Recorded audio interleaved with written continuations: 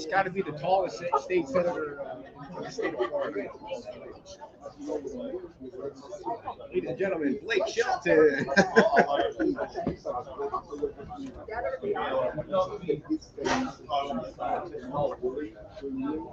You guys will let me know if this is too loud or too low, right? Right. So,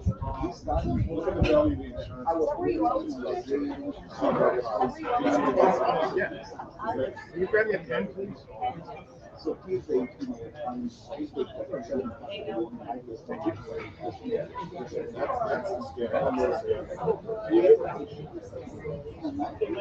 It's 2 minutes.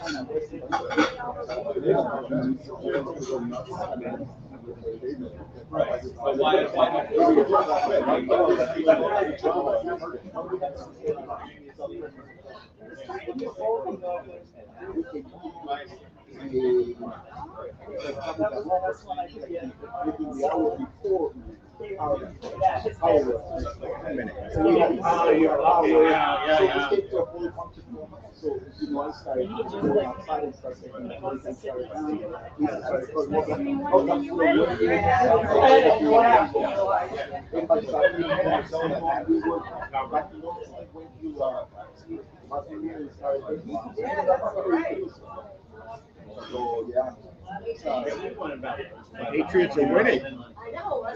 Jacksonville sucks. Their place is fine. And our place, our condo is fine. I think the building got about 2 feet of water, so we had to go through the mold remediation. Because everybody's got storage down there. This is Beach Talk Radio. Good morning, Mr. and Mrs. America, and all ships at sea. This is your captain speaking, Mean Gene. Mean Gene. The following will be a testing ship's whistle, the sonar alarm, the cable alarm, and the atomic attack alarm. Hello, America, and welcome to the #1 radio station in all of Fort Myers Beach. Beach Talk Radio. Here are your hosts, Kim and Ed Wright. That's when you applaud, everybody. Come on now. Thank you all for coming. We have a nice big crowd here at Wahoo Willie's. Thank you all for coming down and spending your hard-earned money here at Wahoo Willie's. They were closed for a few days after the storm, and we appreciate you guys coming down and watching the show. Before we get to our guests and talk about the issues of the day, I have a quick story to tell you. If you're tuning in to hear my chamber story, we're saving that for the very end, so you're going to have to watch the entire show. But I did want to bring up one story to tell you about. This right here is a parking ticket, everybody, that I was given by the town yesterday. And listen, I don't want any special treatment. If I do something wrong, I follow the rules. I want to follow the rules. So now Kim's not here, as you know. She's involved in some kind of coup in Kenya and Tanzania right now. They're overturning the government over there. So Marie helps out. She takes the tent down when we set up at Margaritaville, and the setup at Margaritaville is somewhat. Let me see if the sound is okay. All right, you guys, hold on. I'm gonna fix it. Fix the audio for the Facebook crowd. I got you. Hold on, everybody. I want to make sure that Facebook people can hear. Hold on. I got you. I don't want you to miss this story. There we go. Should be okay now. So Marie has to help set up. She brings the tent down, and it's a second story thing. So we have to make 3 trips using the cart. We got a lot of goofy stuff that we take up. So I say to Marie, park out on the road there, and I'll pay for your parking in front of the lighthouse, because nobody's here yet. Nobody's down here. So she parks, and I pay for the parking, and I tell her, we're good till 12:30. Well, the show ended on time yesterday, and she goes out at 11:30, and there's a parking ticket on the window. I'm like, okay, I must have screwed it up. I must have put in 11:30 when I thought it was 12:30. So now I go back to my phone, and I see that it actually we paid for the parking until 12:30. So I don't know how you get a parking ticket when you pay until 12:30, and then the software says you get a parking ticket at 11:30. So if you're out parking on any of the town lots, you have to remember you're going to get a parking ticket 1 hour before your parking expires. So you have to get down there really early. So I don't look for special treatment. I said, the first thing I thought was, why is the town writing tickets, period, right now? Nobody's here. Nobody is on the beach. But if I violated, it's a $77 ticket, but if I violate it, I'm going to pay it. So I realized that I didn't violate it. I paid until 12:30. So I called Dan. I said, hey, what do you do here? He goes, send it to Frankie. You know, Frankie solves all the problems. Frankie is the problem solver. So I sent it to Frankie and he totally ignored it. So what I'm going to do is I'm going to contest the ticket. I'm going to go to the magistrate. I'm going to broadcast the magistrate's meeting live. I'm going to get up and contest the ticket, and I'm going to try and, get them to explain why people are getting tickets 1 hour. Like, the taxpayers paid for the software. How does that happen, Mr. Nash? How does that happen where you get a parking ticket like 1 hour? It's got to come up on his phone, right, to write a ticket. Now, if Kim was here, she'd be telling me to shut the F up and stop complaining about stuff like this. But the longer she stays away, the more trouble I'm going to get in. There's no doubt about it. And so I'm sure they're going to make it right. But it was like, I thought I made a mistake. And you guys know I'm great with numbers. But where did my guests go? They totally disappeared. Oh, there's Jonathan. So that'll be interesting. The magistrate meeting is going to be fun to attend for that one. So be careful out there when you're parking. So our guest today is the mayor of Fort Myers Beach, your mayor, and also State Senator Jonathan Martin is here. So Jonathan, come on down, and we'll have the mayor come on. I didn't want to bring the parking ticket up with him because it's kind of beneath him. He's got bigger fish to fry, just like you do. We got bigger fish to catch with our fishing. Yes. The first thing I said to the mayor when I came in, and I just texted you right before, said I'm just trying to pay for my parking over here. You're in trouble, man. And I don't even have a smartphone most of the time. Oh, you don't? So there's no way to pay if you don't have a smartphone. Really? Yeah. That's right. So, and this isn't an issue just, here in Fort Myers Beach. I don't want to pick on him. It's a trend around the state. I travel a lot. I'm in Tallahassee a lot. You have to download a separate app on your smartphone just to have the privilege of parking so you can go in and do business with the government. And that gets kind of frustrating. Right. Well, you could do something about that, couldn't you? You're a big wig. You're a muckety muck. So how long have you been in the Senate now? I got elected 2 years ago. And you're running again, and the Senate's 2-year terms? Yeah, so the Senate is usually a 4-year term, but right after redistricting happens 2 years after the census. We redrew the maps, and because they want the senators to be elected every other term, in the House, they stagger our terms. So the odd number seats get a 2-year term right off the bat. The even number districts get a 4-year term. So I got a 2-year term followed by a 4-year and then a 4-year. And is anyone running against you? I haven't been paying attention to. I do have a Democrat opponent. Okay. And so how is the campaign going? How much money have you raised? And how's it going for you? I mean, obviously you're going to win. Yeah, here in Southwest Florida, most of our elections, I was the chair of the Republican Party in Lee County here for about 8 years. Most of our elections are won in the primaries. The nonpartisan races like city councils, mayors, our school board members, they're nonpartisan. So a lot of times those will go into the general election where you're not real sure who's going to win. But usually they're all decided in the primary. I didn't have a primary opponent this time. I didn't have a primary opponent last time. I've been very fortunate to again have the grassroots understanding for the previous 8 years as my position as the Lee County Republican Party chair. And I know what the people here want. We want less government. We want individual responsibility. If you do make a mistake, hold those people accountable, but we don't want a big bureaucracy just affecting everybody's ability to live a life down here. Marie, when you walked in, Marie said, I didn't know you were going to have Blake Shelton on the show. Do you get that a lot? I do get it. Yeah. Yeah. Can you sing a song for us just to see if they maybe? So I'm not allowed to on radio. There's copyright issues. So I did want to ask you about the single member district. It's fascinating to talk about that. Come on in. And, hey Blake, nice to meet you. So Murray, can you help with the camera? Dan's kind of a little bit over the edge there. So a couple of big fellas up here. Yeah, the state both purple too. The whole thing, Murray. Just move the whole thing. So there you go. Perfect. Yeah, thank you. Perfect. So the state 4 representatives, I think 4, are kind of pushing it. You are one of them. Adam is another one. Tiffany Esposito and Mike Giambardo. And the county says they have a mechanism to trigger that, which kind of is funny to listen to them say that. I mean, who even knew there was a group that, you know, you could go to and they would be in favor of that. How do you think that's going? It's kind of quieted down after a few meetings. I haven't heard of a recent meeting, but how do you think it's going, and when is it going to be on the ballot? Yeah, so my position has always been, let's listen to the voters. Let's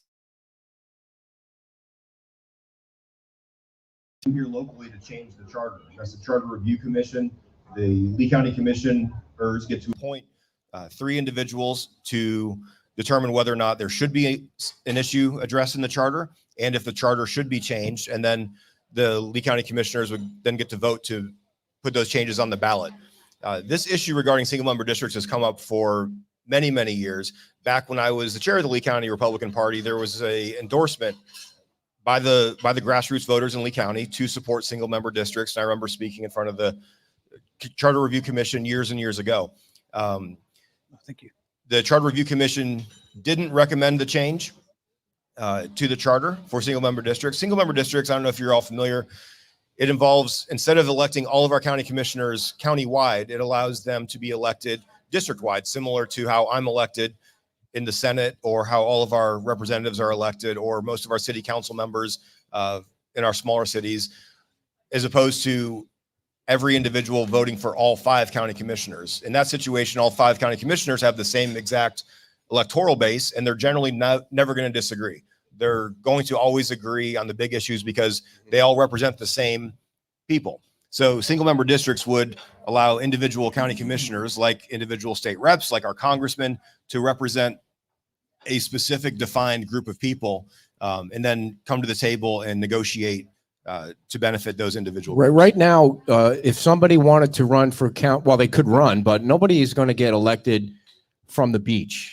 Like it's almost impossible because the votes come in from everywhere. Like, let's say Dan wanted to run for county commissioner. He'd get all the votes on the beach, but then he's got to go to Cape Coral. He's got to go to Lehigh. He's got to get all those votes. Whereas if the district was just in this area, he'd have a better chance because everybody really knows him here. And I kind of flipped on that because Cecil is our representative, and we love Cecil, but he can't be there forever because you get term limited out at the county. So I hope it gets on the ballot because I really do think people will vote for it.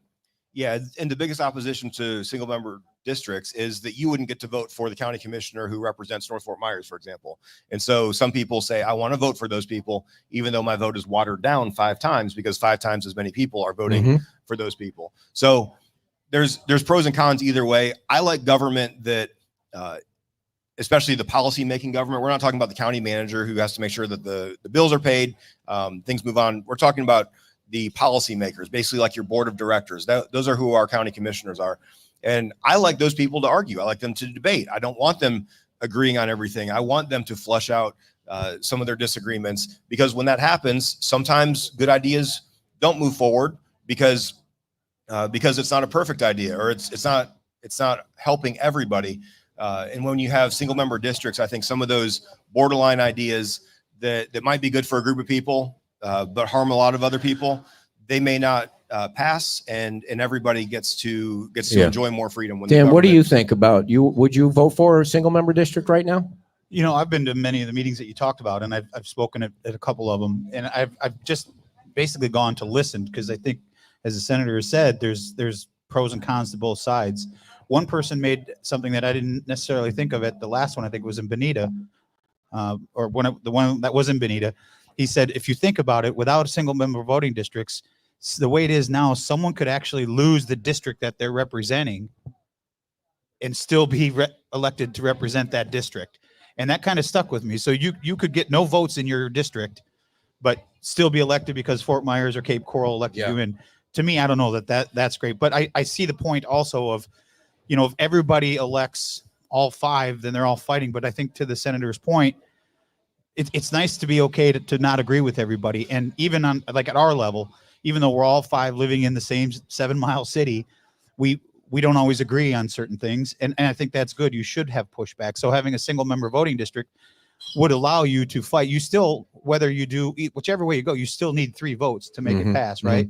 So I don't know, I guess I'm leaning more now towards the single member voting district versus, just because to me it seems like there's more pros for it versus cons. But put it on the ballot and let the people decide. There's Right. there's I no love harm when in, things are on the ballot. I mean, the there's a lot people coming up, decide. and there's a lot coming up this November. That Yeah, are on there's the ballot, 6 amendments on the ballot. I bet you not everybody knows what. I mean, they know what the pot amendment is, and they know what the abortion amendment is, but do people really know what the other 4? I don't want to get into that, but I mean, yeah, there's a lot of stuff that people need to research. So, Jonathan, when you see what happens with the weather down here on Fort Myers Beach, does the state ever get tired of saying, "Oh boy, here comes Fort Myers Beach again. We need more money for them," or are they down with continuing to help? I think if that's the attitude from the state, as far as the bureaucrats that deal with the budget and deal with a lot of the issues that we have after hurricanes, then I think they would just probably pack up and move to another state. I think most people here recognize that some beach somewhere is going to get hammered by a storm every hurricane season in the state of Florida. So from my understanding, it's not really an issue of, oh, we have to do this again. It's we're going to do this again. It's just a matter of it's a different zip code this time. Mm-hmm, mm-hmm. And I think what I've noticed over the last couple of years up in Tallahassee is everybody is open to helping, and everybody, as long as you're reasonable, you don't go up there asking, I need $100 million when you can really only spend 10 or 15. And if you do that, I think it makes their jobs easier to be able to spread that money out to more people, because they're not going to give you money to put in the bank and sit on it. Yeah. They're going to use it for places that need to be used. So I think if I could give any advice to those to the north of us that are going to be going through what we've been going through over the last couple of years, is really look at what you need and what is essential to keep your government going and moving forward, and ask for the bare minimum. I mean, you got a better chance of getting that than if asking for the pie in the sky and hoping for someone. It's not a car dealership. You're not going in to buy a $50,000 truck and asking for $100,000 and hoping to settle on 50. And I know you said to me privately, or not privately, because it's not like I'm revealing secrets, that how helpful he's been for Fort Myers Beach. So please. We bug him probably so much. The last time we were up in Tallahassee, we walk into his office and we could see him, and he just looked up, said, "I got it." We don't, because it's really a interesting phenomenon, because they have 10 or 15 minutes where each municipality comes in and they give them their want list and their needs, and it was just, I just looked up, and Senator Martin was like, we know. Yeah, we're good. Okay, move on to the next one. Yeah. So what do you think about Fort Myers Beach? How do you think they're handling all these storms? Man, y'all are more resilient than I am. I have a family, young kids. We couldn't go through what you guys go through out here. We live a little bit further inland on the other side of 41, but I mean, this is where we grew up. My wife is from here. Her grandfather actually had a business on Fort Myers Beach back in the early 1900s. So this means a lot to us. This is where I used to come down here in high school and park in front of my friend's family's hotel and go fish on the pier. And this is home. So when I see it get wrecked, whether or not my house is here, whether or not my furniture was destroyed, or my life was almost lost, this is still part of who I am and part of my family. So I want to do everything I can to protect it. It means a lot to people, not just on Fort Myers Beach, but people even in Hendry or Glades counties. They come out here on the weekend. This is their beach. They don't go to the East Coast. Those aren't real beaches over there. This is a beach. This is family. Those are just tourist traps. This is where people live. This is where they retire. This is where they send their kids to school. This is a community. So we'll do everything we can to protect it. It's part of our identity here in Southwest Florida. And I'm really happy that everybody's come together the way they have the past couple of years, and will continue to do so. When there's I don't want to cut you off. No, I mean, it starts at the top. Our delegation is second to none, in my opinion. What they've done for us and Sanibel and other communities throughout Lee County and even north of Lee County and south of Lee County, it's pretty amazing to see when you get it just shows the power of the leadership that we have in Tallahassee right now. When people, you could just see when people walk down the hall, certain people get respect and demand respect, and other people just walk by and don't pay attention. Yeah. So it's an interesting dynamic to see, and we've got a really strong delegation. When a storm is getting ready to come through parts of Florida, and the governor gets on TV, and he's got Guthrie behind him, and he's got some other folks behind him, you just know they got their act together when it comes to these storms. That dude, he's totally prepared for these things, and it makes you feel confident that stuff is going to get done. And I know the state is flush with money. That's always nice. But the thing is, can you do something about FEMA? Can you teach FEMA how to also be a responsible organization like the state government is? I mean, they're horrible. Can I teach them a lesson? I'm not running for Congress right now. You're planning But to? if- I but mean, if you I- said but right if I- now. Are you planning to? when my kids are out of the house, which is going to be in decade.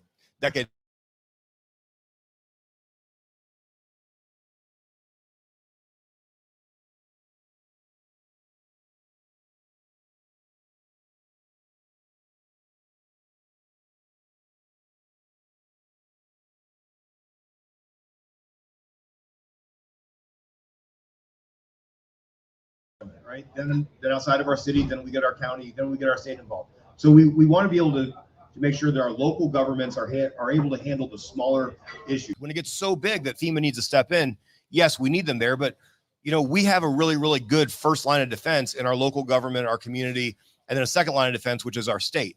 We don't need the state for every time that there's an issue, Right. But unfortunately, Fort Myers Beach has in the last couple of years, and the state's ready to go there. Then when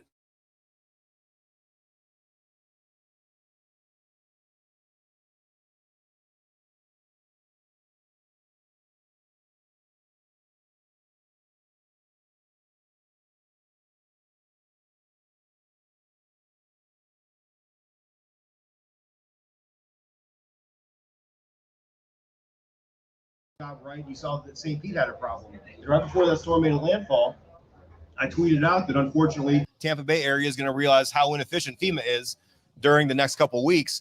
And sure enough, they couldn't get the trash off the street fast enough before the next storm came and hit. And thank God they were spared from the worst of the winds because they could have just debris flying all around.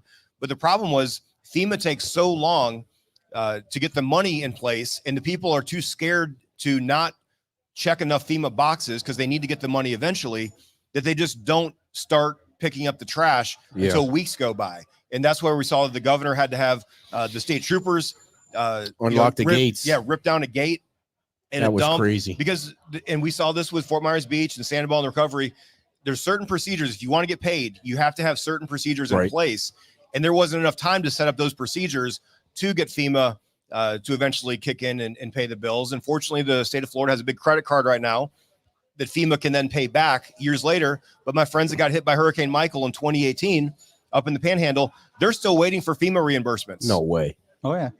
That's ridiculous. Yes. So FEMA is not just, we don't want, again, a federal government so big they can come in and tell us how to live our lives. Yeah. But they're somehow figuring out a way to do it while not even paying their bills. The thing with FEMA from the beginning, and I know some people that are watching our show or from Fort Myers Beach, is like they promised you a trailer and then they said you couldn't have a trailer and then they had you waiting for a trailer. It's like, just tell me from the beginning I'm not getting a trailer because we live in a flood zone. I mean, they couldn't figure out that simple thing. Well, that's one part of the other part of it, as we're dealing with now. People are deciding, like they did after the first storm, after Ian, they wanted to elevate their house. FEMA's like, we've got a program, we can help.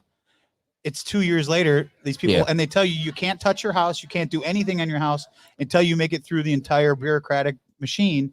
And then you could start on your house. It's 2 years later. People still wait for that $75,000. That thing is crazy. And now it's like, we're here to help. The same. And it's like rinse and repeat. It's the same thing. And ironically, who are the people who can afford to wait 2 years? Well, very, very wealthy people who probably don't need the insurance to begin with. Right. Yeah. Or the people that's that are actually applying for the assistance that really want to mitigate their home and they want to make it more resilient, who should get the money because they've got the rest of the funds to be able to do it. But $75,000 is a lot of money. Yes. I think this one now is $30,000, but it's, if you've got to wait 2 years, 5 years, 10 years to get the money, is it really any help, or is it just wasting time that you could be doing and finding other ways to take care of it? That's my biggest problem with FEMA is we're here to help. And I've never seen so many people after Ian from one organization in one area. And it was, for me, the hard part was 2 or 3 weeks of dealing with them. You just are getting to the point where they understand the problem. They understand and then they it. change people. And then they rotate people out and they bring new group in, and then you got to start all over again. It's like, well, let's look up your file. Yeah, we had the people who work for FEMA are some of the best people you'd ever meet. They're super nice. So and that goes with all these bureaucracies. Yeah, if you're very, very good, hardworking, very well-meaning people. Yeah, don't take your frustration. I've read some stories and heard some things, in other states where their FEMA people are being threatened. That's the last thing. Those people are just trying to do their job. They are. The biggest problem is they aren't making decisions. Chauncey Goss said, "Oh my gosh, I'll never forget that." You've got 1,000 people on the ground doing yeoman's work and settling people down, but there's nobody there to say go, go, go, go, go. Yeah. It's we'll get back to you. We'll get back to you. And then you His, start all over exact again. quote, because I'm never going to forget it, is, FEMA has lots of boots on the ground. The problem is they don't have any brains on the ground, is what he said. When the FEMA guy came to town and he got skewered by everybody in the audience. Well, you I said think you've got were a at that lot. You meeting. said you've got a lot of soldiers on the battlefield, but you don't have any generals. No All right. discretion. You see, if Yeah, Kim no was here, discretion to do she'd the be right thing. telling me to shut up about FEMA, because I never stop about FEMA. But anyway, the main reason you came was because you're behind. You have a connection to Mothers Against Drunk Driving that you can share. So thank you for this opportunity to talk about this organization. So my full-time job, I'm a personal injury lawyer. It's kind of weird. I'm a Republican and a personal injury lawyer. But Wait, why is that weird? I don't know. Everybody talks about it, right? Probably because John Morgan is probably him, because he's such a Democrat. Oh, he is. Yeah. I didn't know that. I don't Okay. pay attention to politics. It gets you in trouble. So he advertised a lot, but Yeah. Oh, yeah. I started off my legal career as the state attorney's office. I was prosecuting drunk drivers. I got promoted to felony. I was running the Glades County office. I had a big case out there that involved a drunk driver and a tractor trailer who ran a stop sign and killed 6 people. I started to see a lot of the issues associated with not just drunk driving on the criminal side. I think that guy got 60 years in prison, died a few years later. But the issue is, how do you deal with people who are actually injured? Their livelihoods are taken away. These 6 people that were killed in that one crash were going to work. Who's going to support their family? Who's going to support their kids? So there's a very, very big financial side to drunk driving, and how it affects individuals' lives. And I got to see both sides of that. I got to see the punishment side through the criminal courts, and then I also got to see the civil side and how you're going to help the loved ones through the civil side. So I started working in personal injury, and when I ran for Senate 2 years ago, I joined the firm Aloya Rowland here in Fort Myers, and we handle a lot of DUI crashes, a lot of crashes that don't deal with alcohol, some crashes that there were no arrests for alcohol, but as we were getting involved in the civil process, we found out somebody was high on marijuana. We find out they were drunk. They shouldn't have been on the roads. They ended somebody's life or took away their ability to earn an income and take care of their family. So it's been very, very rewarding to be a part of that process of helping individuals, seeking punishment. The first half of my career, my wife is still a prosecutor, and she works closely with MAD and their victim advocates. But also on the civil side, I've been able to do this for the last 10 years and help those who've been injured by drunk drivers. And there's a fishing tournament coming up that you guys are promoting. And I know the folks that are organizing the fishing tournament had planned to come on, but we had a storm that kind of pushed things back. So we were lucky to also have you here. So what's the fishing tournament about? Yeah, so the fishing tournament is the Fish Like Mad tournament, MADD. Very interesting play on words, but we're going to be out here on Saturday down here in Fort Myers Beach. We think it's important to keep Fort Myers Beach at the center of this. Fort Myers Beach is, again, really important. Any business that we can drive down here to this area through the fishing tournament, people staying at hotels, going to the restaurants, and just having some fun and return some fun here to this area after getting hit by so many storms year after year. So that's going to be on Saturday. If you want information, I have information, but you can go to Aloya Rowland's Facebook page or Instagram page, and you can find all the information. You can go to mad.org/FLM, and you can get information about the fishing tournament as well if you're listening and want to sign up. But we're going to be getting our boats out here on Saturday morning, heading out for some fun, some fishing, and then coming back and finding out who won, and then hanging out at some of the restaurants. And is it at Snug, or is it at where? Do you know exactly where they're hosting it? It's right across the street. I'm not sure which dock it is, but and it's on our page too. If you want to go to Beach Talk Radio News, you can just in the search bar put in fishing tournament. I think I remember it's going to be at Snug. So, and the money raised will go to Mothers Against Drunk Driving, right? Absolutely. Are you going to vote for the pot bill, the pot amendment? Man, you know what? Going from Mothers Against Drunk Driving to the reason I did that was because you talk about people driving when they're high, and they hear the commercials where you can't really tell if somebody's high, or maybe it wasn't a commercial. Yeah. So if you heard my opening stance, I'm a Republican because I think less government is better. There are certain things that I think we need to make sure that people are safe on the roads.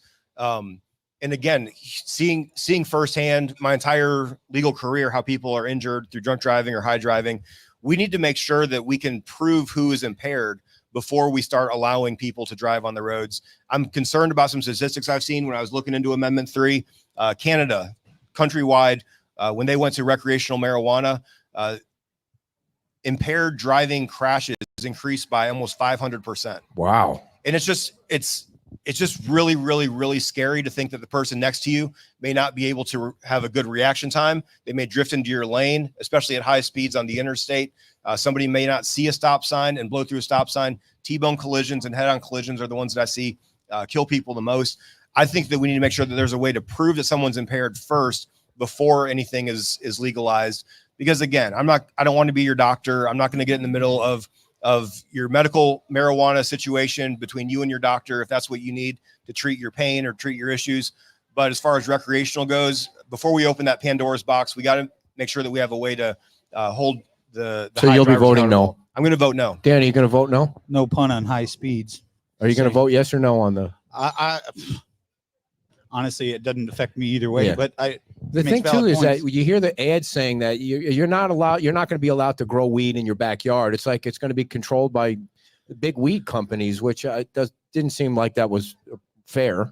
I mean, but nothing's fair in life, I guess. So that's the way it was coming across in the ads. Of course, the political ads, you can never believe anything you hear on the political. I never ads thought anyway. about it the way the senator just pointed out. Yeah. If there's no way to get in a breathalyzer, I guess, and see if you're high, right? There's no such machine. So to get more in the weeds, alcohol metabolizes much faster than marijuana. You can cut somebody's hair and you can go and find out that they smoked marijuana 6 months ago. Really? You can do a blood draw and find out that there's marijuana in their system, but it could have been from 3 or 4 weeks ago. If you want to prove that somebody's impaired, which will be a crime under this amendment, if you want to prove they're impaired, you basically have to have what's called a DRE, a drug recognition expert, on scene doing a drug recognition expert analysis, which is basically like when you go to the doctor, before the doctor comes in, the nurse is doing all these exams on you. They're checking your eyes, they're checking your pulse, they're checking your breath rate, they're checking the rate at which your eyes dilate, and then they have to compare it to what's in your system. So if you don't admit to that you had marijuana, then they got to do a urine sample or a blood sample. But they also have to prove not just that it was in your system, but that you're under the influence of that. So you basically have to have a police officer / paramedic. There's about 3 or 4 on duty at any given time in all of Southwest Florida, and that's 5 counties. Wow. So we would greatly have to increase the amount of DREs we'd have. More government. In order to do that. And in order to do that, you're going to be paying your police officers like a police officer and a paramedic. They're not going to be cheap.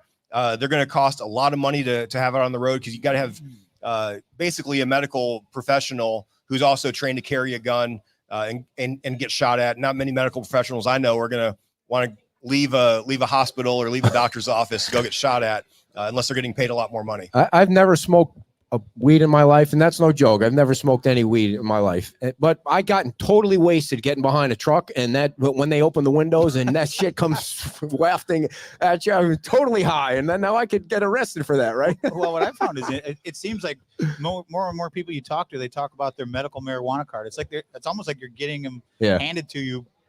I don't think the guy in front of me was using his medical marijuana card when that thing came shooting back at me. Lastly, Jonathan, let the voters out there know why they should vote for you. I mean, obviously you're going to win in a landslide. If I recall who I think is running against you, it's Goofy. But why should people vote for you? I mean, you've been great to us for sure. Thank you. Yeah, thanks for this opportunity. I wasn't planning on talking about why you should vote for me. I'm here to talk about MAD, the fishing tournament, supporting Fort Myers Beach. But over the past 2 years, I got elected about a month after Hurricane Ian hit. My focus has been on our recovery here in Southwest Florida, working with our elected leaders, making sure that our business owners and our retirees aren't suffering from some unintended consequence and some faraway bureaucratic regulation. I passed 20 bills into law each session. The first session, actually first special session I did was about election integrity, allowed the Attorney General in Florida to have jurisdiction to investigate election fraud that happened in one particular county, but that affected the statewide vote. And then secondly, because I used to be a special victims prosecutor, I thought it was kind of odd that the worst cases that we had, we couldn't seek the worst penalty or the most effective penalty, and that was the death penalty. So now in Florida, it's legal to seek the death penalty for child molesters. That was a bill that I carried and that I championed. We're the first state in the country to put that back into play after the U.S. Supreme Court declared it unconstitutional 30 some years ago. And so we made the tweaks that were recommended by the U.S. Supreme Court. Don't know why any other state hasn't done it until now, but that's on the table. And we have prosecutions all over the state of Florida now that are seeking the death penalty on the most egregious cases that you or I could ever imagine. Passed 20 more bills into law this past year. I've gotten hundreds of millions of dollars for hurricane recovery for specific projects back into our district, on top of over $1 billion for hurricane recovery in general for Southwest Florida over the past 2 years. Been extremely successful. I'm looking forward to a full 4-year term continuing to serve Southwest Florida if you vote for me. Go right ahead. Yeah. Ladies and gentlemen, State Senator Blake Shelton is now going to be signing autographs. Thanks for coming on, Jonathan. We appreciate it. And I'm going to read a couple ads, Dan, and then we'll get into the weeds of the town issues. We got some questions. So big hand for Jonathan Martin, and tell you about our 3 sponsors today. Thanks, man. Appreciate you coming all the way down. Eagle Eye Aluminum. Tom is not here because he's in Africa. He's not with my wife. He's with his wife, and they're scuba diving. I don't know if where he is, there was a coup like there was in Kenya.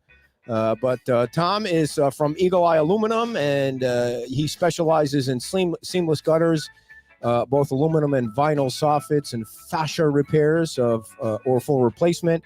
If you go by the Hotka House, he's been working on the Hotka House, which is a beautiful house in the making, and you can give him a call right now. He might not answer because he's underwater in Africa somewhere. If you were in Africa underwater, what would the body of water be? Like, I'm so bad with anything outside the United States. So It's kind of like here. You could be on like, either what would side. the name of the water be? Like, it Could would be be either in side. the, who knows, I right? don't even know where he's Is at. it called the Gulf of Africa or something like that?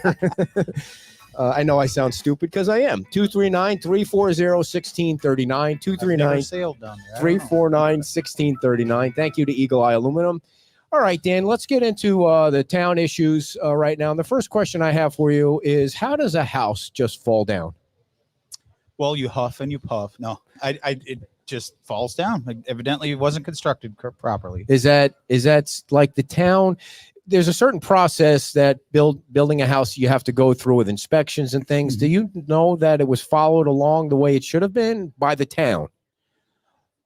Well, I can't. I honestly, I don't know. I haven't looked up what was inspected, what wasn't inspected. I know other people have, and I've been trying to follow along, but I know our building official has red tagged it and revoked that permit. Just looking at it now that it's done. I mean, I've driven by it like everybody 1,000 times, but I don't drive by all the houses all the time. Sure. I don't stop and look at every specific house and say this isn't being built right. I don't, but doesn't mean our building official and our staff aren't doing that or should be doing that. But it just wasn't constructed right. Now that you see it sitting on the ground, you could see exactly what I could tell you. My personal experience driving by it, I just assumed that those pilings were down in the ground. The wood. I thought it was all the way in the ground. I didn't stop to look to see that it was sitting on top of a footer. So yeah, I have no idea what I have no idea what any of that means, other than anyone that's ever built a deck in the Midwest knows some people build them one way, but the most common way is they pour a concrete footer and then they set the post, whether it's 4x4, 6x6, 8x8, whatever, on top of it with a bracket that attaches to the concrete. Mm-hmm. And then that bracket gets attached to the bottom of it. It's fine for a deck because it's not supposed to withstand, hurricane force winds. And anybody that's been on a deck that's built like that doesn't have the posts going into the ground, knows when you get enough people up there, you feel that deck wobbly. Well, imagine an entire house being built that exact same way. I guess the thing is, I don't know anything about building. If the permit called for concrete and it's wood, there's a disconnect somewhere, right? Or you only got one building inspector, so you can't really expect them to, I guess, see every house. The entire island's being rebuilt. If it's concrete, it should have been concrete, right? That's what the permit called for, but it wasn't. It should. So once somebody submits a permit, I think the falsity out there is that we have one dedicated person following that right completely through the entire process. I mean, we would have to have 5,000 people working at the town to be able to do that. It's just impossible. Now, if people see something, we encourage you to say something, because if you say, hey, this looks like it's not being built right, you let us know. We'll go out and do it. We've had issues on some of the condos where their contractors are not calling in for inspections. If they're not calling us, we don't know they're ready for an inspection. And if we go out there and find out they've skipped this inspection, and this inspection, it's not going to get approved for a CO. The thing that's creepy about that house, and we're friends with the Davidsons, it really sucks for them, is that, Albert said something to me. He's like, that doesn't look right. I'm like, I know. So I called him and I said, you sure you're okay with this builder? Are you sure? And they were like, yeah, everything's fine.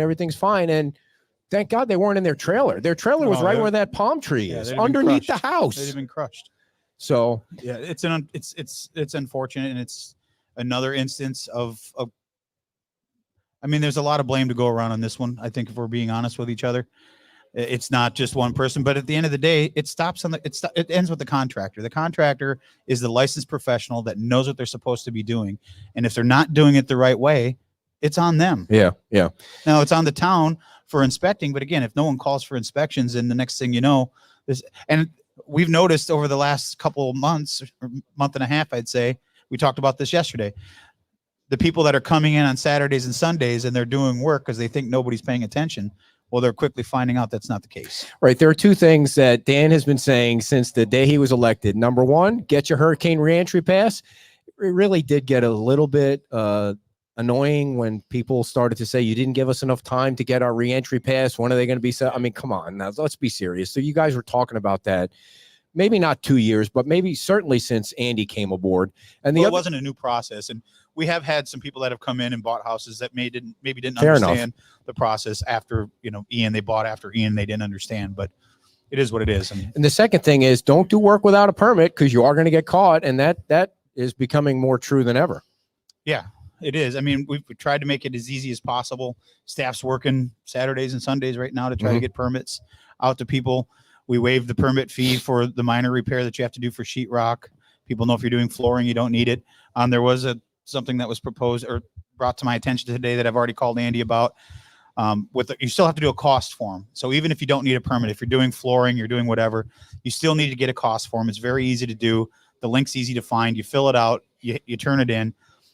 But what was brought to my attention today is there's no place for that form to go.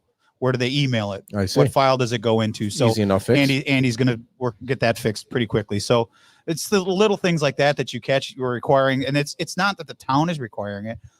FEMA is requiring us to require it. So yeah, FEMA. If you want to be in the National Flood Insurance Program, you got to play by the rules, and if you don't, you're not going to be in it. So does the town really want to? Do you think the townspeople want to be in the National Flood? It just seems like there's more. Well, I headaches. Paula Kiker hooked me up with a commissioner in Key West. I haven't had a chance to call him yet, but I'm going to call him because they opted to not go into the National Flood Insurance Program. And I want to find out what they did, how they did it, what were the benefits, what were the cons. I mean, people are now choosing to self-insure just because if you've got a $5 million house and your lower level gets washed out and you can only get $250,000 as a max, most people are self-insuring. That can self-insure, but that doesn't mean everyone can. If you have a mortgage, you've got to carry flood insurance. If the federal government doesn't have the National Flood Insurance Program or we're not in it, what is that going to look like for people going through a private provider, if you can find a private provider to give you the insurance? So it could be very costly. So you got to look at it. Yeah. We're continuing to fight to stay in it. And I know it's a pain in the butt and I know all these things that we got to do, but we're fortunate, I think. And I say that very loosely because we've been through this 4 times now, or we have 5 state of emergencies that we're under. Crazy. So the people to the north of us that are now just going to understand the headaches that we've been going through over the last 2 years, you're going to start hearing in the news the exact same thing we've been talking about for 2 years, because the system never gets changed. It's just the same. They may tweak things here or there, but the overall process is the same. To me, it's maddening. It's almost like everybody's ever dealt with an insurance company knows in most cases, they stall you out to the point where you finally just get fatigued and you're like, it's not worth the fight anymore. Right. I'm just going to take care of it myself. And whereas if you'd have just done that from the beginning, Megan and I have made the decision that we're not relying on anyone to come and help us. I mean, we're going to do it. And if we can't help ourselves, then you have to ask for help. You have to ask for help. But trying to take care of yourself, as the senator said, is your first line of defense. Right. Having your neighbors help you, you're going to get more done. We're seeing in North Carolina, the community coming together and helping each other is getting far more done than any government coming in to help. So speaking of the National Flood Insurance Program and the FEMA thing, I heard through a bird told me yesterday, I don't know if it's true, so that's why we have you on, to get the straight scoop out there and all the facts, just the facts. Is the town going to revoke all the trailer permits tomorrow? I have not heard that. That news to me. Okay. Would you be in favor of all the trailer permits being revoked? What do you mean by trailer? Well, I mean, let's. You're just someone living in a trailer? No, or? no. There's some business trailers out there that have to be out by November 18th. Oh, I wouldn't be shocked to see that happen. Absolutely. Okay. I wouldn't be shocked to see that, because if the permit was a temporary permit, everybody knew it was a temporary solution. It wasn't going to be a long-term solution for people to have their businesses working out of a trailer. That was just never. And we had set September 25th or September 28th of next year as a deadline. This FEMA request has just sped that up. Now, we can all agree the fact that we have to pull trailers off at the end of hurricane season going into the busy season where they actually make their money doesn't make any sense. We pushed to try to get that, and they basically told us no. Okay. So we've done the things that we are required to do to say you can't be here legally anymore, and it's going to be on the business owner to decide if they're going to move or they're going to be in violation. So November 18th is the FEMA deadline. So what is your advice to Tom at La Ola? Well, I certainly would have talked to someone without just bringing my stuff back in under the cover of darkness. That never goes well. Tom's a businessman. He's going to have to, and I like Tom. I mean, sure. He is probably one of the more rational people that you'll deal with.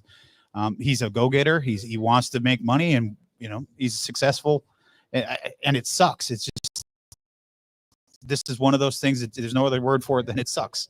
People are caught in a bad situation. He doesn't own the property. Someone else owns the property. He's just trying to run a business. At the end of the day, it's going to be his decision. He's going to be in violation, and he's going to decide what he wants to do from there. Is he in violation, or is the property owner? Well, it'd be the property owner, but okay. So what about the town trailers? We'll be in violation as well. So are you going to take them off the island? And I mean, if you're going to make everyone else take them off the island, what are you going to do with them? We're trying. Trying to do what? Take them off the island? No, we're trying to get into our new building. If we could stop having hurricanes. Because it would kind of be hypocritical if you guys were still there and everybody else had to tow off the island. We're not unrealistic, Ed. We're not. We know not everybody is going to do it. Right. We know that certain people can't do it. They have no way to do it. Doesn't mean you don't follow the process. Just because you're.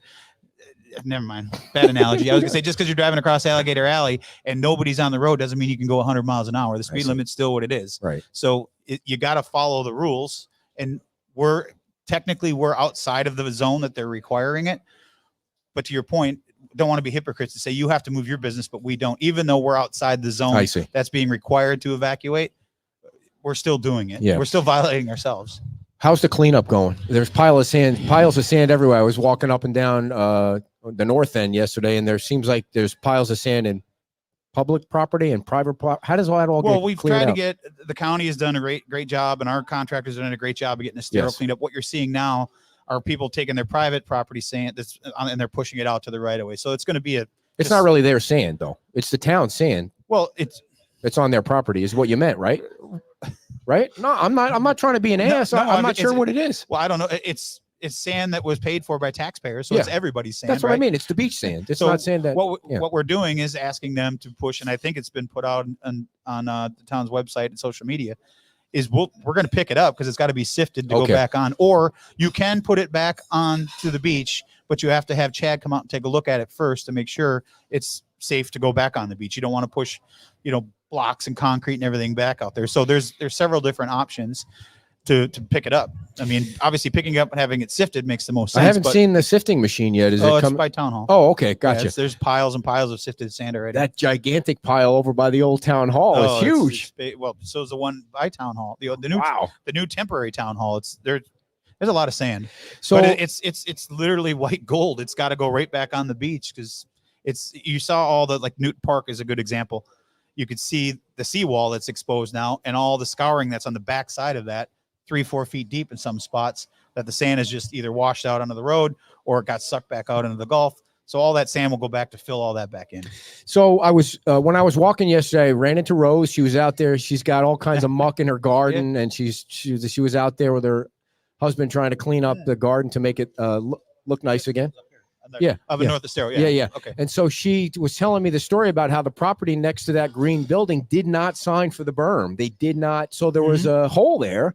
And what happened was the storm came through, the storm surge came through, and there's no building there anymore either. So all that sand went across the Sterile Boulevard and was in somebody's property in his front yard, covered the Oh, yeah. entire property in his front yard because there was no berm and no building. So she was trying to make a point of it really is worth it to get the berm, to get to sign it. I don't know. It's too late now. I think anybody that thinks the berm doesn't work just simply doesn't pay attention, because it obviously held up for 2 or 3 storms. And you see, to your point, when you don't have the berm in front of your property, you're not just wrecking your property, you're wrecking the property across the street. Because everything goes right through the easy spot. Just funnels right to water's going to find its way. Yeah. And if there's a break in the dam, it's going to find its way to that dam. And eventually it's going to weaken that and push the rest of that sand over. I was standing by the pink shell yesterday and I was looking out at how far the water out is from the pink shell. And I thought, man, the storm surge is such a phenomenon to see that come in as violent as it does and as far as it does from the storm. That's basically 100 miles offshore. It's the weather thing totally fascinates me, even though I don't follow Mike's weather page because I can't keep up with all the graphs. I like when Matt takes his shirt off and he gets behind the telestrator Rolls and up his sleeves. he rolls up his sleeves. When he rolls up his sleeves, get in your bathtub because there's a tornado coming. When you hear him talk about yellow and green on the screen, he was on Trey Radel show last week, and I sent a message to him saying I was leaving the island to head for the last time to go to the hotel, and they were talking about tornadoes. So I literally just pulled over on the side of the road, and the tornado was maybe 2 miles ahead of me. But I stopped because I was listening to him. Yeah, and he's where like, it was, where he was saying it was touch, and you couldn't see anything. It was raining, but you couldn't see anything. And I've seen and been in tornadoes. So you've been in tornadoes, in your car swirling around up in the air. When I lived in Blaine, we had a tornado that came through. Really? Northern Blaine, where I lived. And I was looking out the window, and I had the kids and everybody were downstairs. We had a 4-level house, and I was looking out the window, and all of a sudden it was dead calm. Yeah. And you heard, people talk about like the train sound. It sounded like a train coming down the tracks. No kidding. And all of a sudden I watched the window flexed. My window, I was looking out the in our dining room, flexed, smashed me in my nose, gave me 2 black eyes. And as it did that, the house across from me disappeared. Holy moly. So I ran downstairs. Once it went by, I came back upstairs. So the house across from us was demolished. Was there people in the house? It jumped over our house and the house beside us, and 2 houses down took that house away. Jeez. So when they say it's the finger of God, it is just boom, boom. We lost 10 shingles and some siding. They lost an entire house. And it wasn't lived in yet. They were still in the process of building it, but it was scary. Scary. So anyway, my point was when he said there's a tornado, I stopped. Yeah. So tomorrow is a big day for the town. You got a 700-page agenda, and you're not going to have enough room in that trailer to seat all the people. I mean, they got EIBC, which I think is going to have a big audience. You got your committees are going to be, you're going to get reappointments on the committees. There's 12 applications for one committee. And I think a lot of the people come. I know Sharon's going. I hope you vote for Sharon. She needs to be on that committee. She's a great person. And and then you got. It's nice to see so many people want to participate. Yeah, I mean, usually you're begging people to come and put their name in. And this year we've got many people that want to. And a lot of them show up. They want to use their 3 minutes to make their case for why they want to be on the committee. So it's going to be a crazy busy meeting. How are you going to vote on the EIBC? You'll find out tomorrow. I think my prediction is 4-1. He's going to be the only no vote. So. Where you want to take a bet on that? I'll bet you some pajamas, some Green Bay Packer pajamas. I'm not betting on anything. What other items are huge on the agenda tomorrow besides that one? It's going to be big. I think that's the big one. There's nothing too controversial. I mean, I shouldn't say that's controversial, but that's one of the first ones that's coming through to ask for more height. So it'll be an interesting discussion. For people that are new to the show, the EIBC stands for Estero Island Beach Club. Yeah. If they're asking for the same amount of density they had before the storm, yet if it's approved as is, it's going to be a 10-story structure, which would be the largest, tallest building ever approved since incorporation. Ironically, it's right next to Diamond Head, who we love. We love Diamond Head. But the reason that the town was incorporated was because I think Diamond Head was the last one, other than the one at down at Bay Beach, which was grandfathered in. Yeah. So that's why it's so interesting that it has become controversial, because I think some people on the island just don't want heights for whatever reason. They don't want heights, and there's some discussion. I would say we've gotten more we've gotten more emails one way or another on this than any other projects. Really? Yeah. We've got 3,800 residents or 3,800 owners in their timeshare, and a lot are for it and a lot are against it. It's pretty interesting to see the reasons why people are for it or against it. But there's been a lot of email. in a lot of stories, they're not just saying, please pass it or please don't approve it. They're telling you a story, how they've been here for 30 years. Yeah. And I've seen a story where someone's been here 30 years and they don't want it approved. They still want to be here, but they don't want it approved. And I've seen people that have been here for 30 years and they want to go another 30 years and to approve it so they can just get back to coming back to the beach. So there's a lot, but I love it. I love when people send stuff in because I like hearing their sides of the story. And it's just another part of the process of approving or denying something. And it was approved by the LPA by a vote of 5-2. Anita voted no, the former mayor. And I think if I remember right, she voted no because she's not sure the residents of the beach are ready for that height yet. I'm kind of paraphrasing what she said, but I mean, I don't know. It's going to be interesting to watch.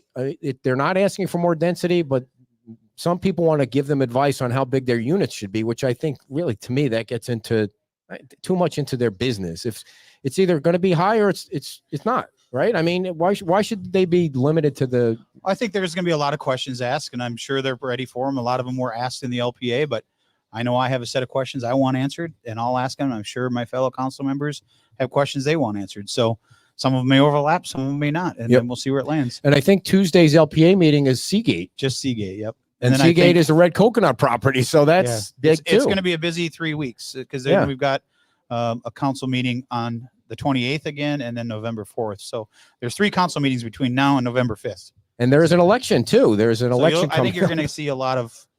I mean, you're going to see a lot of direction one way or another. Anything else that you want the people to know while you're here? And according to that or about that? No, anything. Anything you want to bring up? I mean, it's been busy. Yeah. Well, there's so much to talk about. I mean, the debris cleanup, that's obviously a question we get a lot. We do have. Oh, yeah. I'll touch on the 50-50 thing first. Oh, yeah. So somebody had a question. Did somebody, you want to ask the question? Come on down. She okay, had, go ahead. So, and this was something that was brought up. So I had reached out to Matt Caldwell this week to get some answers because some people are saying, now I want to lift my house or I want to tear the roof off and build on top of it. How will it assess my taxes? How does that? So I called Matt Caldwell about that. I didn't have their question. So theirs was a little bit different. If you have a ranch style house, they noticed that what their value was after Ian for the structure alone and what it is now after the latest assessment is like 500% less than what it was. So is that going to give them a problem going into the new 50% rule? So I reached out to Matt Caldwell. He's willing to come in and do a town hall so people can come out and ask questions. Andy's going to set that up with his office to try to get him down here. I don't know that it makes sense to have him for a meeting because it's a little, we've got enough going on with meetings, but if he could do a town hall where people can pay attention to Zoom or be here. Maybe have him on the show or have people ask questions. However, I mean, just to get the information out, he's willing to do that. So kudos to him for doing that to answer some questions. So there's things like that are popping up that we're trying to deal with. The 50% rule, we did get some clarification because there was a lot of 10 years, 25%, and all these things that were out there. And it's very easy to, I was reading through a document that was sent to us from FEMA, and it talked about the elevating the $30,000 you can get to elevate. And I could see where a lot of confusion happens in that document. It talks about 10 years, and it talks about if you use 25%, you can only use 25%. And it's very, very difficult to follow for the most part. But essentially, the general thing that we've been told is if you had a permit during Ian and you have closed that permit, you now 50% starts over for the next storm. So a different storm is at 50% again. That's what we've been told. So if you have an open, unfortunately, if you have an open permit still from Ian, you still fall under that initial 50% because that permit hasn't been closed. Okay. But we have not been told that there's any 12 months. You have to have it closed for 12 months before you can start the 50% again. So that's the latest information that we have. So that's what we're going with. That is clear as mud. I have I'm so glad I don't have to deal with it. Does anybody understand? I hope I tried to explain it. No, I'm Basically, sure. if you've closed your permit out from Ian, it's the same process all over again. So you do have to do the cost forms, even if you don't need a permit. We did waive the fees on the permits for the sheetrock to come in because that's the majority of people that had damage. That's what it is. If you have to do electrical, plumbing, cabinets, that kind of stuff, you still have to have a permit. But again, we've got staff there 7 days a week working. You were saying something about the trash pickup. You want to make sure. Yeah. So we've got Carter Golf here again, as you can imagine. A lot of the debris trucks are spread pretty thin between here and North Carolina. We're not happy with how fast it's going. So Andy's working on trying to get more resources in here. They are out there working. We don't know how many trucks yet. We haven't got that, but they give us a daily update of how many loads they took, and we know what streets they've been on working. So it's gonna take a little bit longer than what we had hoped, but we're certainly going to try to find resources to speed it up. I don't know what I was dropping off some kind of merchandise to somebody, and I went down one of the side streets, and I was like, oh, wow, these people really did lose a lot of appliances and ground floor furniture. It's like, doors, holy crap. everything. I mean, but here's, all I can say, you can never please anybody all the time. I had a lady that sent me an email. Well, I'm assuming it's a lady. Their name could be a man or a woman. So they had sent me an email saying, when are you going to get to our street to clean up our street?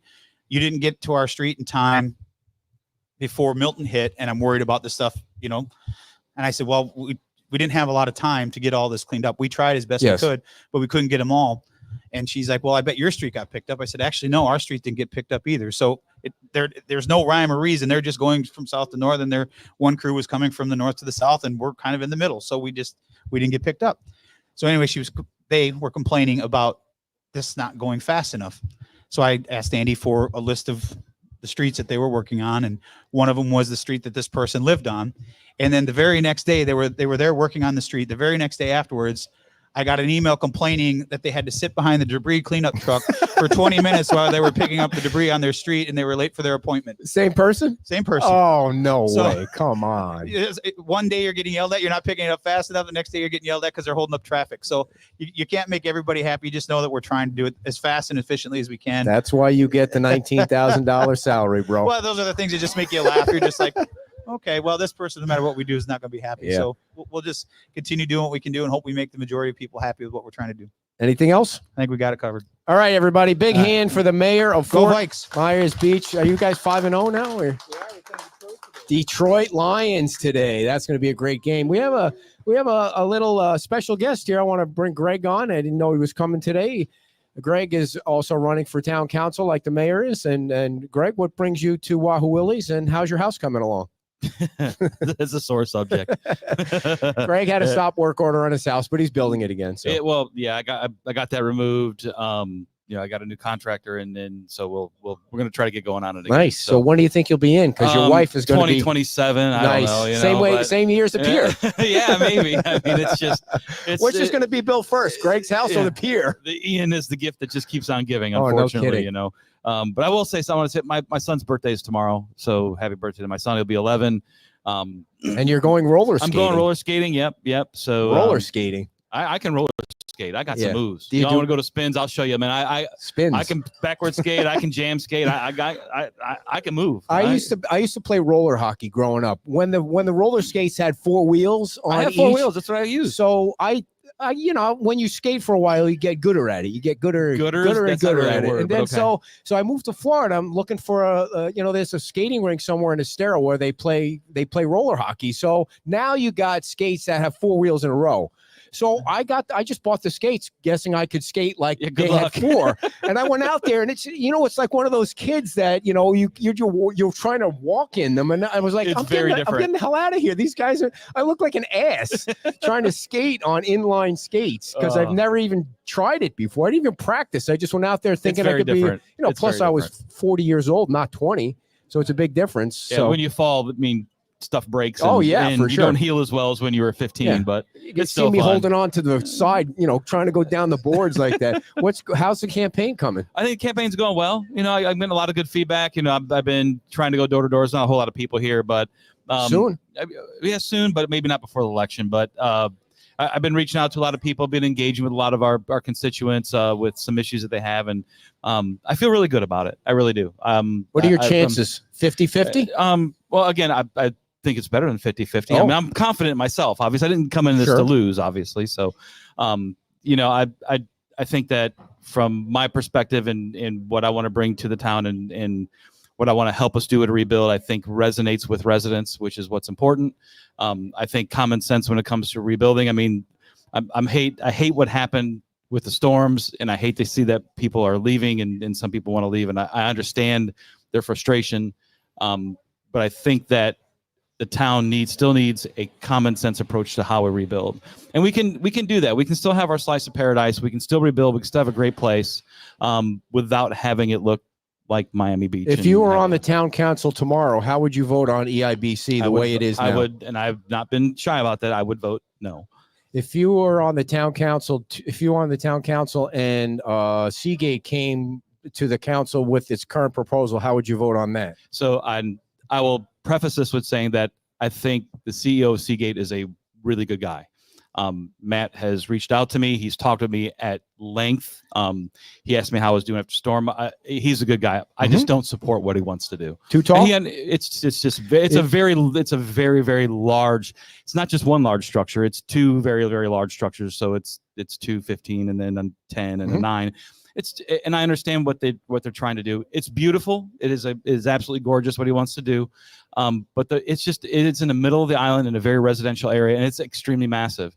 I think there's things we can come to compromise with. And I think Matt's willing to do that. I mean, Matt, he's not a dummy, but you think he's coming down? I don't know. I can't speak for him.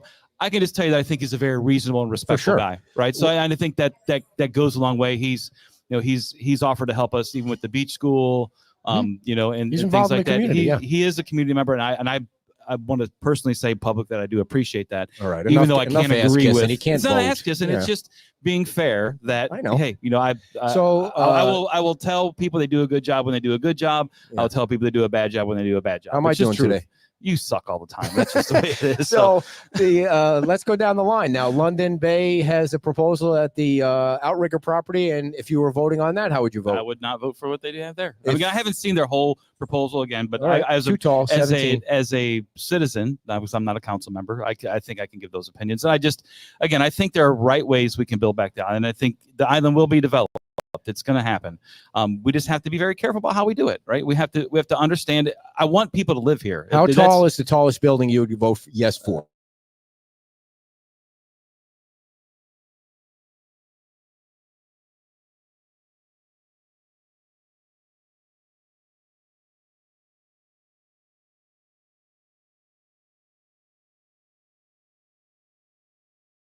Sticking as close as we can to what the comprehensive plan has put forward, right? So I want to try to do that.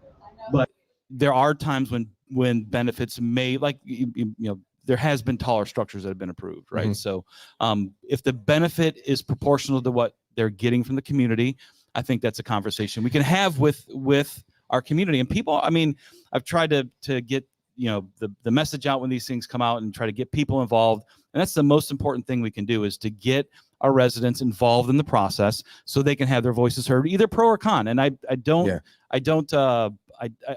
discriminate against people when I put them on my email list and things like that.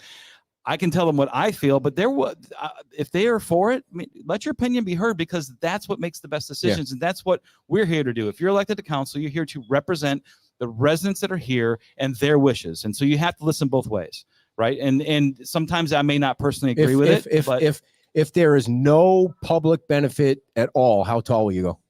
I stick to the comp plan, 3 above flood. Okay. There's no public benefit to it. So you get what you get by right. That only makes sense. What is the number one public benefit to you? That's a big, I think it varies with each project. I don't think there's just pick one, man. To me, like I would tell you, like donation of land for parks to the town in perpetuity. That's a huge public benefit. That's what Seagate is doing. Well, no, it's 100 foot. Let's just be honest. Like a linear park is a freaking sidewalk. It's not. Oh. Let's not get into the weeds on like what they try to. I'm hugely opinionated about it, but let's call benefit what it is. Like, all right. To me, if Seagate benefit, I won't even go there, but if it would have to be large, right? So for large, what people need to realize is when someone asks for a very tall structure and that visceral reaction that a lot of residents is like, oh, I don't want that big thing. If you're the public benefit a developer should give them the same reaction, right? It needs to be proportional is what I'm trying to get at.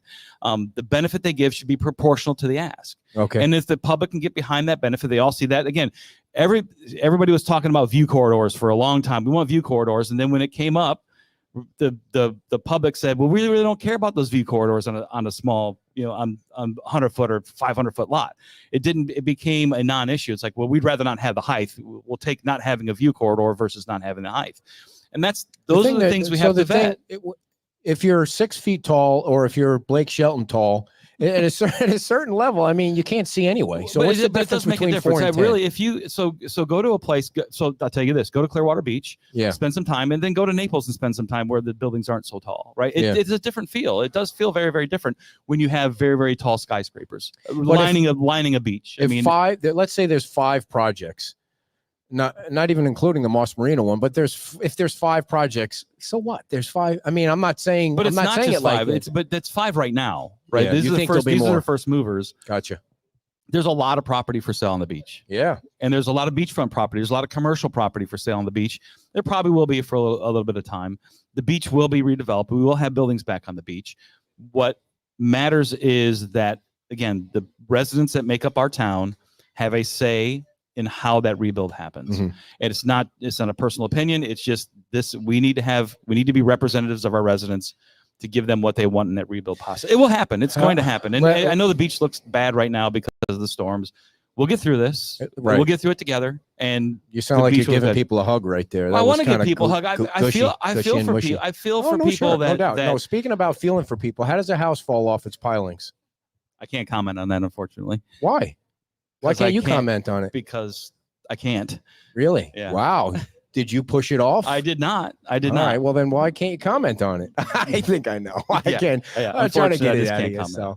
All right, great. Well, I feel for. man, I don't it's know. terrible. I don't know the Davidsons personally. I do. They have been supportive of me. They're very nice people. I feel for them. It's horrible. It sucks. Yeah. All right, man. Well, good luck. And I don't know if you have enough votes. I've not been able to tell whether there's how many people are okay with the taller buildings, or how many people are in your camp. Again, I think people need to understand. People need to understand a little bit about me. Like, it's not that I don't want the beach to build back quickly. That's not the point. Like, we all want to build. Nothing's going to happen. Even if these big resorts and big buildings are all, it's years in the making, right? It's just, we need to have people in council who will shape the island to the will of the people they represent. And that's what I think I do. That's what I bring to the table. That's what I want to do. So, all right, man. Well, thanks. Good luck. And we'll see you around the corner. Yeah. See you. Thank you. Greg Skasny, everybody. That was not a planned, and I know what Jim is thinking, but it really has nothing to do with that. It wasn't a planned get together. So before my final parting comment, I need to tell you about Michael Stewart. You want a structural engineer where your house is actually going to be structurally sound and not fall down. You're going to call Michael Stewart. He is a structural engineer. He can help design residential or commercial. He also designs mechanical, electrical, and plumbing. He's been around forever. He's smart as a whip, and you want to give him a call. He's even got a Florida registration number, 7259. So you can look him up if you want to, or you can go to his website and see his fabulous work at mstewartpe.com, or you can email him, mstewart@mstewartpe.com. Thank you to Michael Stewart for being a regular sponsor, and also Alex King. The Alex King Group has rebranded, and has a new logo. You see their signs everywhere on Fort Myers Beach. The new signs will be everywhere. The new logo represents their commitment to innovation, excellence, and a modern approach in the real estate industry. And of course, the Alex King Foundation is everywhere too, giving money away to worthy causes on Fort Myers Beach. So give Alex King a call when you can, if you're looking to, write a check for a couple, $3, $4, $5 million, because everyone's got checkbooks that they can write that much money, or not. But give Alex King a call. So to follow up on the post about the Chamber of Commerce, listen, if you all have a business and you think that it's worth your investment, I'm not going to poo-poo that. It's just not worth it for us. And, obviously I'm stewing a little bit because of the pressure washer thing, where the guy thought he deserved a free pressure washer when they were all being used to clean houses on the beach. And he came over and said he wanted one. And I said, you can come to Buttonwood and you can borrow one. After we were spending Saturday and Sunday cleaning people's houses with them. They were all committed for. And the president of the chamber liked this comment. And he liked his lie, which really bugged me. Instead of saying, hey, Ed, what's going on here? Her explanation to me was she didn't have her reading glasses on or something like that, or the wrong glasses on. Yeah, so I'm stewing about that. But the thing that really, there's a couple people that when their name comes up on my phone, I automatically answer it. And Anita's one of those people. She has earned the respect of everybody on this island. She's been around forever. She's the original mayor. She went through hell like a lot of people did, losing 3 stores, and her house was damaged. And I just felt like the thing that bugs me more than the pressure washer thing is when Anita opened her store, there was no ribbon cutting. And I thought to myself, that's just not right. Whether you're a member or not a member of this Chamber of Commerce, every business on Fort Myers Beach should get a ribbon cutting, whether they are a paying member or not. There's just no reason for there not to be a ribbon cutting. And I know I'm talking out of school because Anita didn't complain about it.